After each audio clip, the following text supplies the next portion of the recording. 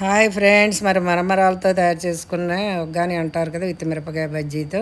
మరమరాలు, ఉల్లిపాయలు, టమాటాలు, క్యారెట్, పచ్చిమిర్చి, నిమ్మకాయలు, కరివేపాకు, కొత్తిమీర, జీలకర్ర, కారం, సాల్టునండి.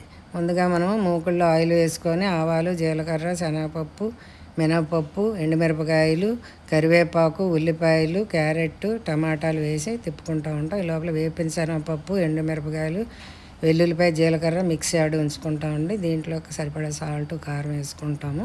మనం ఇవ్వండి మరమరాలని నీళ్ళలో నుంచి గట్టి పిండి వడకట్టే దాంట్లో ఉంచుకొని ముందుగా మనం వేయించిన వేపిన శనగపప్పు పొడిని వేసుకొని తిప్పి వీటిని కూడా వేసేస్తాం.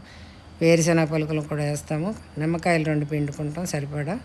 దాంట్లో కొత్తిమీర వేసి పక్కన పెట్టుకుంటాం. కొద్దిగా శనగపిండిలో సాల్టు అది వేసి పలచగా కలుపుకొని ఉంటుంది. దీనికి వేపిన శనగపప్పు పిండిలో వామును సాల్ట్ వేసి రెడీ పెట్టుకొని పొడుగు మిరపకాయలను తీసుకొని మధ్యలో చీల్చి కారాన్ని తీసేసి ఈ పిండిని అంతా పెట్టి రెడీ పెట్టుకొని శనగపిండిని ఒక గ్లాసులో వేసుకుంటాం. వేసుకొని అంటే ఈజీ మెథడ్ అనమాట. ఒక మిరపకాయని ముంచేసి కాడ పట్టుకొని అట్లా తిప్పేసి మనం తీసి ఆయిల్లో వేస్తాం.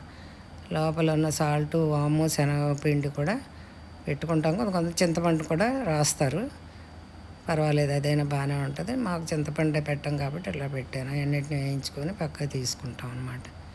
ఆ బౌల్లోకి మరమరాలుగా నేను తీసుకున్నాను, బౌల్లో పెట్టుకున్నాను. మిగిలిన శనగపిండిలో 4 ఉల్లిపాయలు, 2 ఉల్లిపాయలు, 2 పచ్చిమిర్చి వేసి మనం రెడీ చేసుకొని దాంట్లోనూ కొద్దిగా వాము అన్నీ వేసుకొని